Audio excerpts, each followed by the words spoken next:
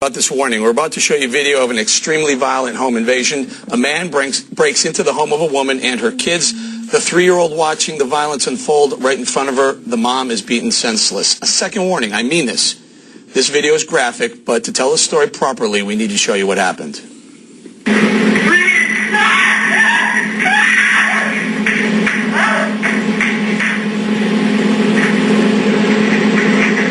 The town is Millburn, New Jersey, a mile from my home. It's a middle-class neighborhood. The door was locked. The perp broke the glass door, violently attacked mom in front of her 3-year-old daughter, robbed the home, and then threw the mother down the stairs.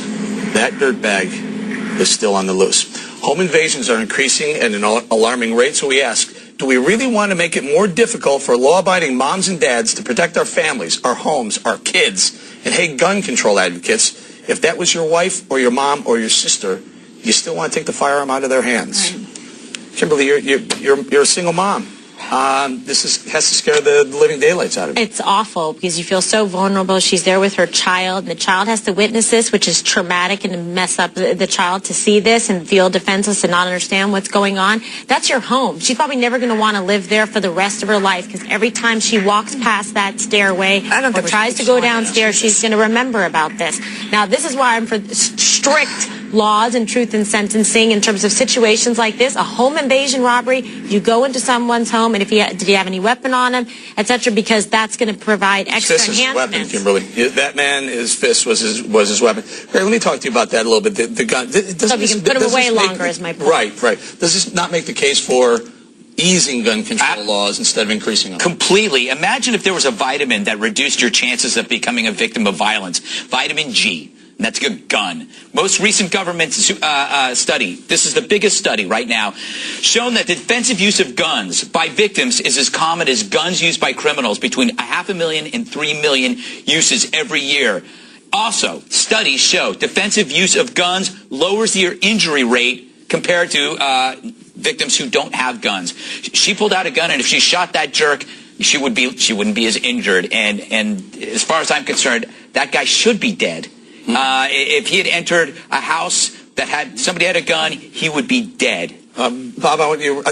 Dana, hang in there for a second. Yeah. Bob, go ahead. You want to respond to the gun control issue? First of all, my opposition to the gun issues with handguns is to be able to wear them out on the street without having, and you don't have to conceal them.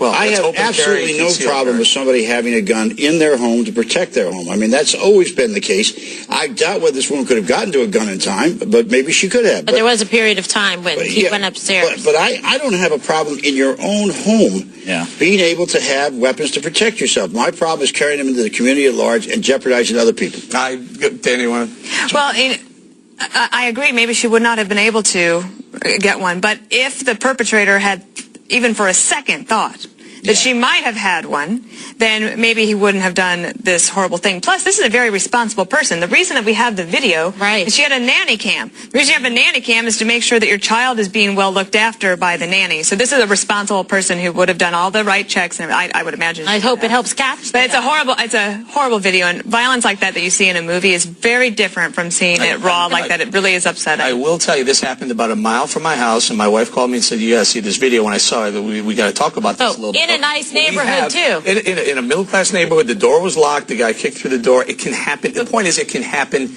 anywhere. This guy's still on the run.